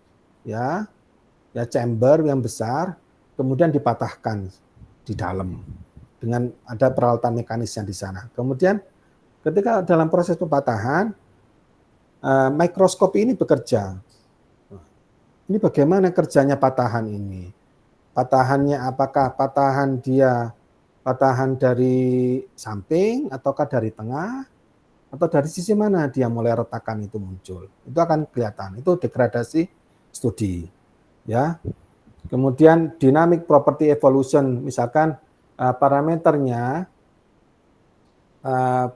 parameter kita untuk proses ini kadang dia berubah, kadang naik, kadang turun. Naik, kadang turun. Lah itu namanya dynamic property evolution di situ. Ya. Kemudian ini tadi udah. Nah, ada namanya juga scientific visualisasi teknik di sini. Maksudnya apa di sini? Jadi misalkan untuk atomic structure visualisasi, kadang melalui TEM itu kalau TEM datanya misalkan kayak tadi gambarnya TEM, ya kan dapat datanya seperti ini aja di situ, ya. Atau tapi kita belum tahu bagaimana ini posisi-posisinya, atau kita nggak tahu patternnya bagaimana di situ. Kita hanya tahu gambarnya ini, titik-titiknya ini aja. Tapi nggak tahu apakah dia kubik, terus 200 atau 110, itu nggak tahu itu. Masih hanya tahu dari ini aja. Lah itu kita bisa analisa menggunakan scientific visualisasi, ya. Dengan 3D rendering ini kita bisa menggunakan misalkan dengan software Vesta, Avogadro, Atom-Eye. Nanti dari situ akan ketahuan kristal structure-nya, atau akan kita bisa melihat kadang gambarnya ada kita bisa ubah di situ, akan ketahuan defeknya bagaimana di situ kita bisa melihat. Nah, kemudian bisa juga dengan gabungan dengan phase diagram dan stability map. Nah, ini hanya prosesnya misalkan dari SRD, ya, kemudian hasil kemudian dengan gabungan data SEM kita dapatkan di situ itu, ya. Dari SEM kita mengetahui tadi yang mapping, seperti tunjukkan mapping, areanya ada area FE, NI, CR itu, kemudian ada dari SRD ketahuan itu FE2O3, FE3O4 di situ. Ya, kemudian dari sini kita mengetahui, kita pengen tahu ini, kenapa kok fasanya awalnya dari FE dia langsung ketika kita melihat hasilnya kok bisa menjadi FE3O4 ini. Mekanismenya bagaimana dia bisa merubah menjadi langsung FE3O4? Hal apa yang menyebabkan dia menjadi FE3O4 di situ? Ya, itu kita akan mengkaitkan proses ini, ya, dengan diagram fasa dan stability map. Stability map ini biasanya menggunakan database di situ. Ya, kita lihat diagram fasanya, temperaturnya berubahnya bagaimana di situ. Ya, nah, fase diagram stability map itu semua ujungnya menggunakan datanya termodinamika. Dari data termodinamika kita lihat reaksi prosesnya selama proses, misalkan tadi di uji oksidasi itu bagaimana reaksinya di situ, berapa perhitungan delta G-nya. Secara kimia ini reaksinya betul bisa terjadi, ya. Maksudnya perhitungan koefisien kimia antara produk dengan input, ya, output dengan input sama, oke, bisa terjadi, tapi apakah delta G-nya terjadi di situ? Ya. Nah, kalau tanpa delta G, kalau delta G-nya positif, maka reaksinya itu tadi tidak terjadi. Tapi jika delta G-nya dia negatif, maka reaksinya itu terjadi seperti itu. Nah, itu kita menggunakan termodinamik di situ. Ya. Nah, kemudian ada juga namanya properti distribusi visualisasi. Nah, ini seperti ini gambarnya. Saya kasih tahu gambar IPSD, ya. Jadi biar tahu, bisa menggambarkan.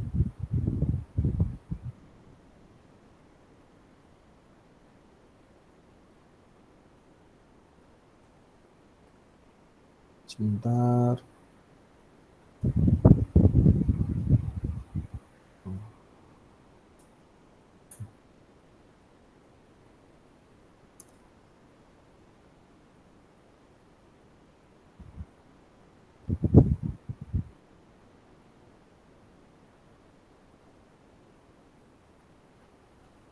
Oke, sebentar.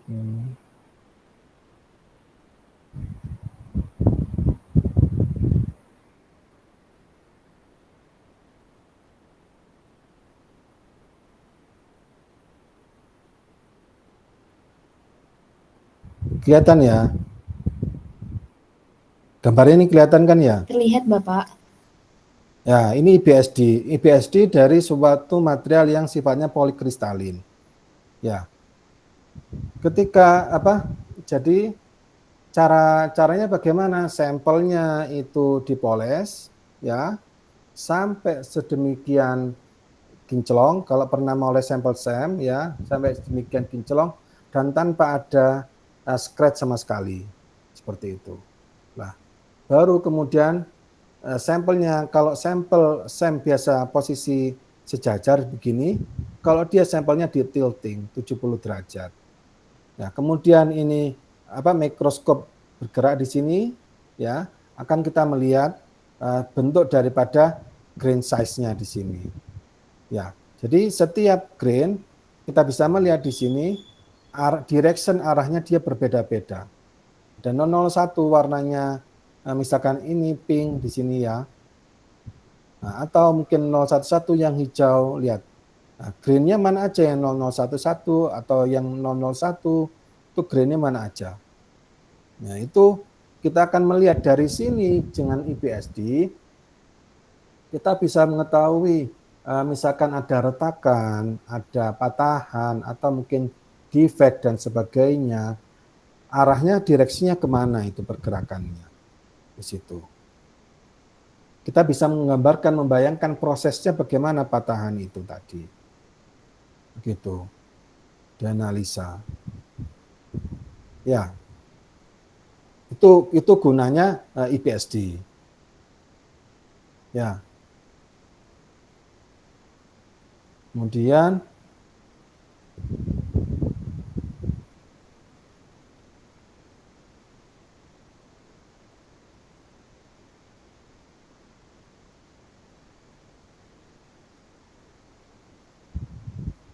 sampai di sini ada yang mau ditanyakan?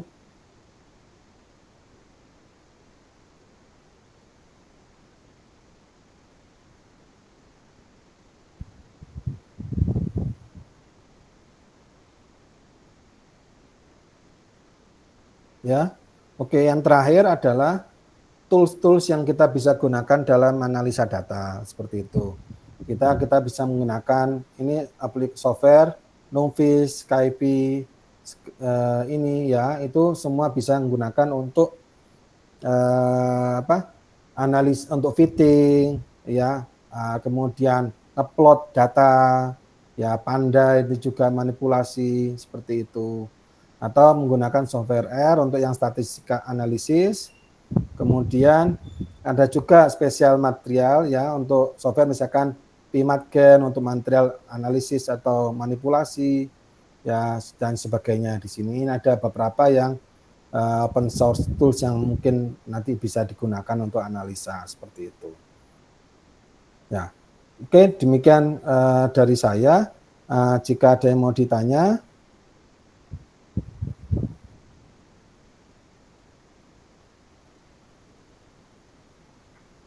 silakan.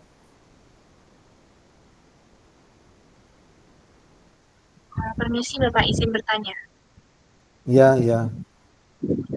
Ini Pak, semisal Anindita Galo ya, kalau Mbak Galo ya. ya Pak, Oke.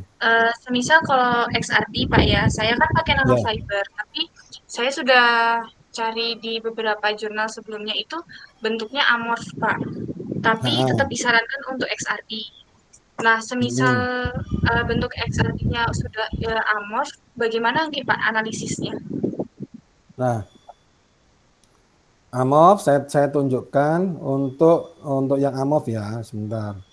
Ini saya ada Ini yang amorf ya, sebentar.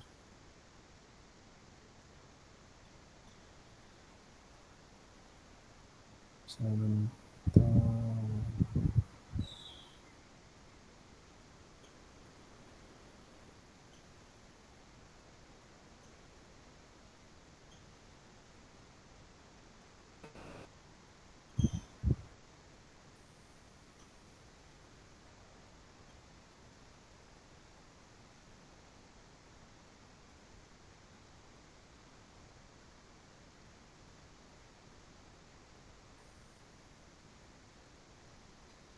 Nah, SRD itu ya, walaupun amorfus ya seperti ini misalkan amorfus kan ada liquid ya amorfus ya, itu masih tetap akan bisa kita dapatkan database-nya di situ. Ya, ya. Kita misalkan ada seperti ini ya, kita enggak apa-apa, cari tetap posisi yang di sini untuk diffraction pattern-nya. Di situ. Kan nanti di background-nya dihilangkan, noise-nya dihilangkan. Maka dia posisinya dia akan bentuknya seperti gini kan, profilnya seperti gini lagi kan. Ya, itu nanti setelah di fitting, nanti kita akan dapatkan peak-nya posisinya 1 ini. Di situ. Enggak apa-apa, masih bisa kok dengan database-nya. Karena kalau fiber tadi ya, materialnya ya Mbak Galuh ya. Halo? Iya, Pak. Nah, materialnya fiber kan fasanya ada enggak di situ database-nya. Nah, database-nya itu kalau memakai database JCPDS biasanya itu cenderung out of date. Ya, itu tidak ada, terakhir database itu tahun 2004 gitu. Itu jauh itu, masih kira-kira database-nya paling cuma 80.000 sekitar segitu. Oh, sekarang udah jutaan gitu kalau pakai Open Crystal Database. Ya. Jadi harus install yang dari Open Crystal Database yang lebih lengkap lagi. Coba dilihat fasanya. Nah, pasti masih bisa dapat nanofibernya di situ.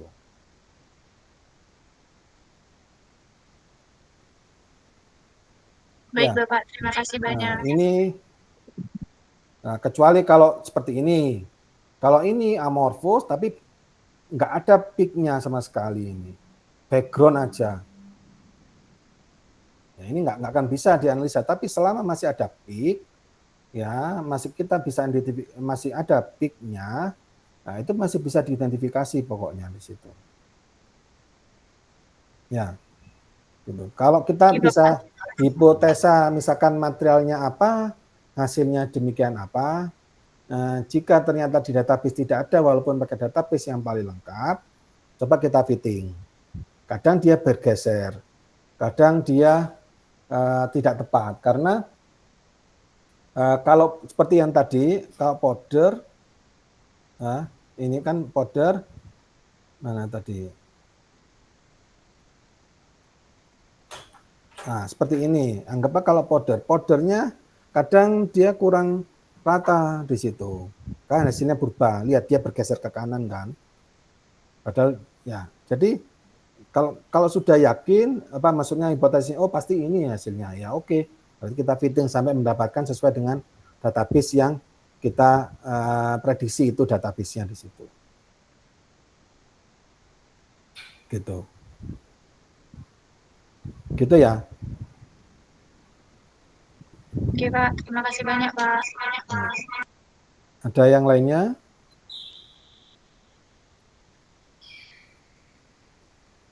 Izin bertanya, Bapak. Maaf, ini suaranya dari mana ini? Sebentar. Ini Mbak Wilda. Oke, Pak. Misalkan Bapak dari data XRD itu ada beberapa peak baru yang muncul dan tapi itu tidak terlalu tinggi gitu Pak, dan itu tidak sesuai dengan database-nya. Itu apakah termasuk noise dan boleh di-remove atau bagaimana Bapak? Kan kita dalam memilih suatu fasa ya, sebelum kita identifikasi fasa, sebaiknya kita tahu elemennya apa dulu.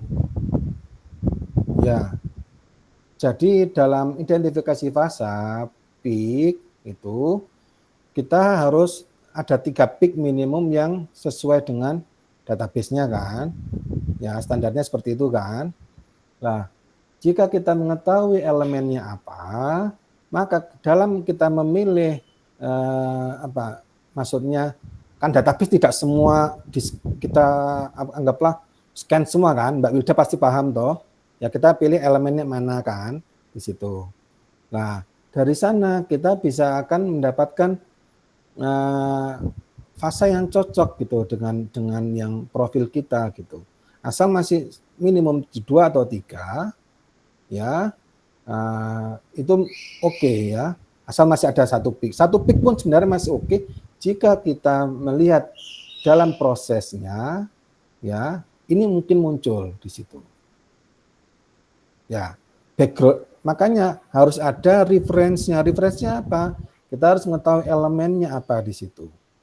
Kira-kira dalam proses, anggaplah kita tidak mengetahui elemennya apa, tidak SRF, tidak SEM, IDS, tidak ada uji elemen lainnya, misalkan kita tidak tahu nih. Tapi kan Mbak Wilda dalam misalkan sintesa, kan tahu powdernya apa, kandungannya kan tidak ajaib gitu kan, tidak tahu sama sekali misalkan gitu. Nah, itu kan powdernya apa kandungannya. Prosesnya dalam sintesa menggunakan larutan solusi atau proses apa aja di situ kan mengetahui kan. Berarti misalkan sintesanya dengan HCl di situ. Ya, powdernya misalkan powdernya NaCl di situ. Ada NaCl berarti mungkin aja ada H di situ, ada reaksi dengan H, atau Na ada Cl-nya sendiri, atau ada O di sana mungkin di situ. Tapi kan kita tidak mengarang, misalkan materialnya NaCl nih, base-nya misalkan powdernya metalnya misalkan Fe, kemudian kita pilih database-nya ZR atau kan enggak mungkin seperti itu. Jadi harus ada referensinya. Asal bagi saya kadang saya juga memilih 1 peak asal menurut saya secara proses, secara termodinamika fasanya, secara proses reaksi kimianya itu ya kan semua data, setelah data fitting, analisa, identifikasi fase kan kita harus mendiskusikan data ini menjelaskannya gimana kan berarti kita harus dengan teorinya kan, dengan kita lihat retrace selama proses tadi sintesa kita menggunakan bahan apa aja, secara proses kimianya bagaimana, termodinamikanya bagaimana di situ kan. Nah kalau semuanya itu oke, maka kita bisa pastikan identifikasi fase RD-nya kita juga oke di situ.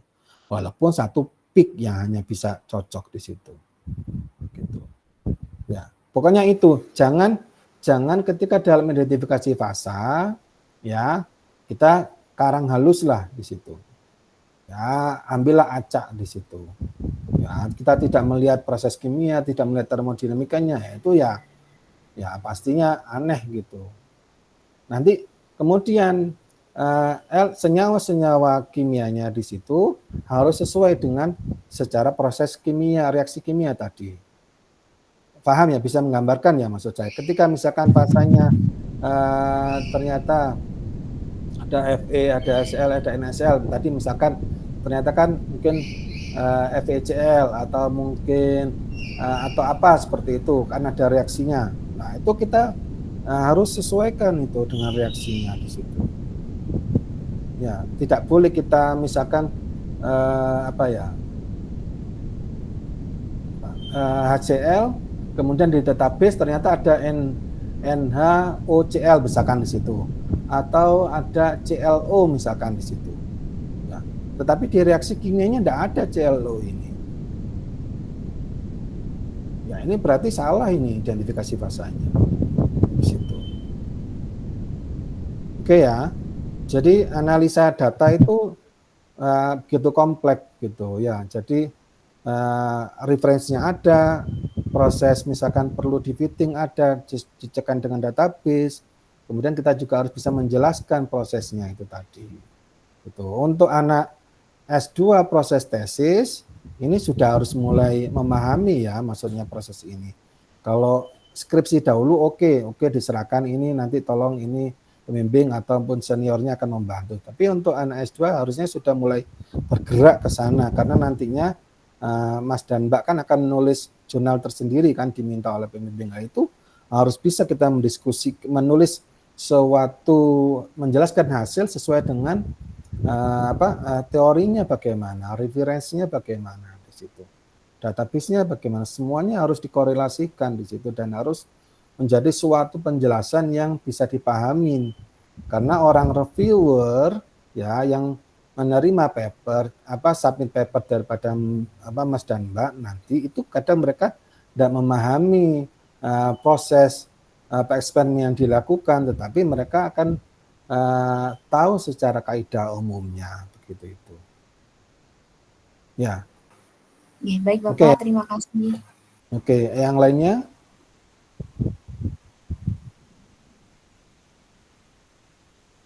Yang laki ini mana? Perempuan udah 2. Ayo, Mas Ridho, Mas Agna. Ada siapa lagi nih? Ayo, kira-kira apa nih mau ditanyain?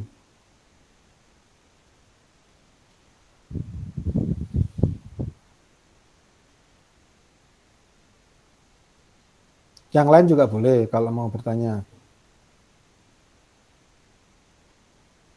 Yang lain juga boleh, tidak harus dengan materi hari ini juga boleh. Gitu itu.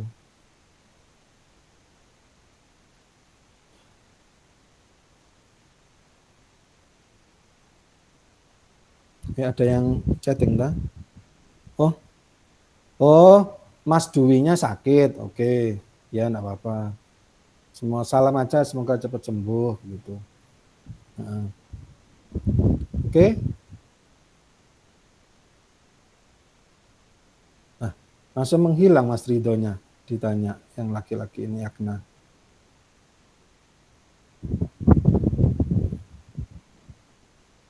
Yang lain, Mbak Nelly, Mbak Dini, siapa lagi ini? Mbak Harum tadi sudah, Mbak Galuh sudah, Mbak Yuni atau siapa?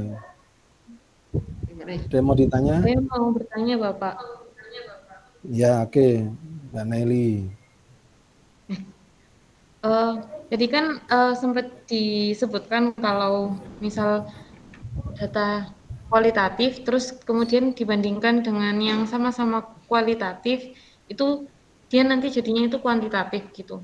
Itu kok bisa gitu? Kenapa tetap kualitatif gitu?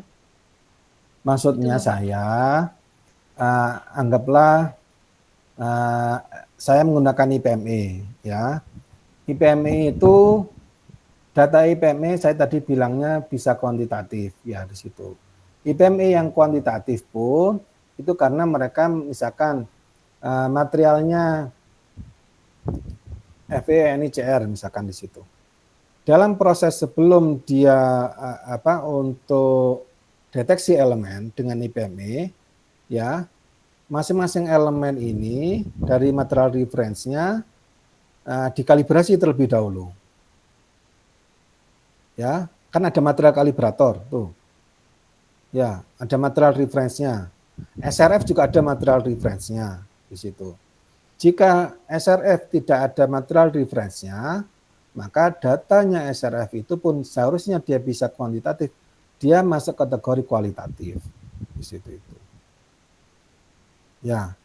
Nah, ketika IPME datanya materialnya referensinya lengkap ya, misalkan FENICR tadi datanya sudah ada, referensinya ada, sudah dimasukkan di situ. Ketika pas running proses karakterisasi elemen dengan IPME, maka datanya menjadi kuantitatif di situ. Karena ada data pembanding dengan material referensinya di situ. Tetapi jika tidak ada data pembanding dari material referensinya, walaupun IPMA-nya sendiri, ya itu masih bisa kategori kualitatif. Apalagi yang SEM yang tidak ada perbandingannya. Data SEM, IDS-nya masih data kualitatif di situ. Itu. Ya. Ingat, ketika melakukan SEM, ya ada satu ada elemen-elemen yang tidak bisa di situ, yang material 4 massa atom 4 pertama itu tidak bisa. Yang kedua adalah C, karbon. Karbon hasil SEM itu pasti hasilnya jelek. Jadi jangan dianggap nilainya, ataupun kalaupun ada nilainya pasti jauh dibandingkan dengan yang sebenarnya. Itu ya, gitu ya Mbak Nelly ya. Gitu. Nah, ini siapa ini? Mas Aksamala Arfendi. Ya betul ya. Selamat datang. Oke Pak, mohon maaf tadi saya terputus jaringannya Pak. Oke, enggak apa-apa. Oh, ini Agnata. Aksa Pak. Nah, hadir Bapak. Oh, beda orang. Oh, beda Oke, Pak, sendiri. Oh, beda lagi. Oke. Oh, berarti totalnya 12 ya? Ya, 12 ya mahasiswanya berarti ya. Mahasiswanya 10, Bapak. Oh ya, sorry, dikurangi saya ya, betul 11 berarti. Dikurangi Mas Dwi ya, nggak masuk ya. Ya, oke. Oke, yang laki ayo. Tadi cewek semua ini. Perempuan semua, yang lakinya. Mas Ridho tadi menghilang ditanya. Siapa lagi? Mas Akna, Mas Aksamala. Ayo.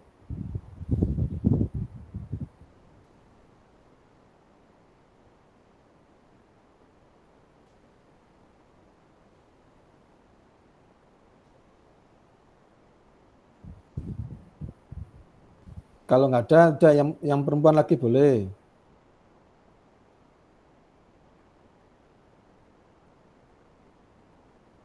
Mas, ini 4 menit lagi lah, gitu ya.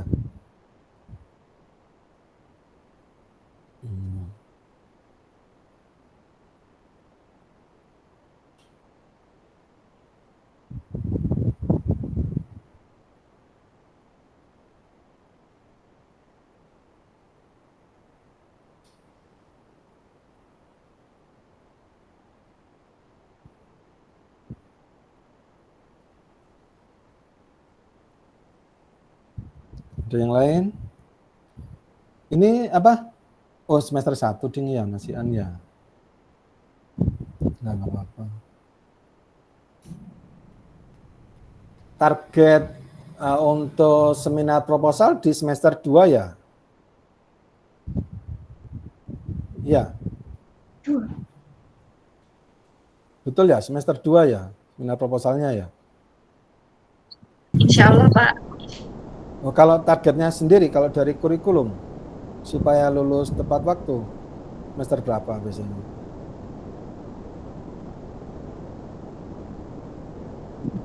Setahu saya maksimal semester 3, Pak. Oh, semester 3. Oh, tapi syarat kelulusan apa? Sinta aja atau harus itu proseding atau apa syarat kelulusannya?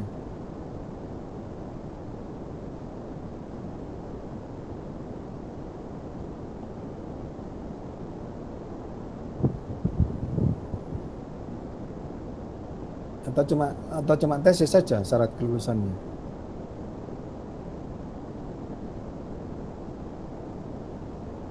Untuk tesis itu ada sebelum tesis itu persyaratannya itu publish Sinta 4, Pak. Oh, Sinta 4.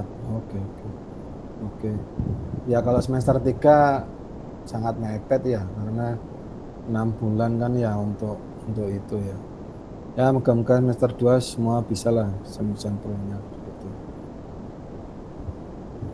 Oke. Nggak ada yang ditanyakan? Oke, kalau enggak ada, sebelum saya tutup, coba muncul semua di layar. Saya mau screenshot terakhir, sekalian nanti saya serahkan ke Nah, ini muncul semua ini. Mas Ridho muncul lagi. Aksamala, oke, ya wis muncul. Mbak Arum Dwi ini. Nggak ada. Nah, udah oke. Oke ya, saya screenshot ya.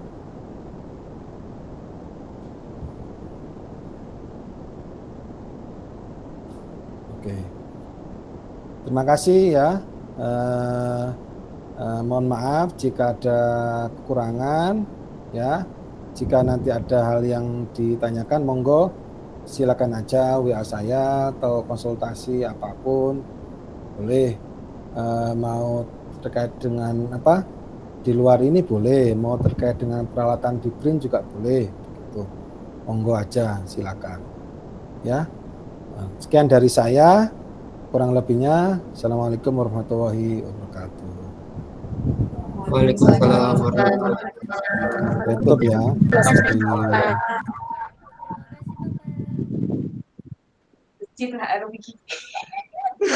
Lepari sopo iku Mas. Ayo Mas Ridho. Ayo Mas Ridho. Ayo Mas Ridho. Lemarine arep kebuka.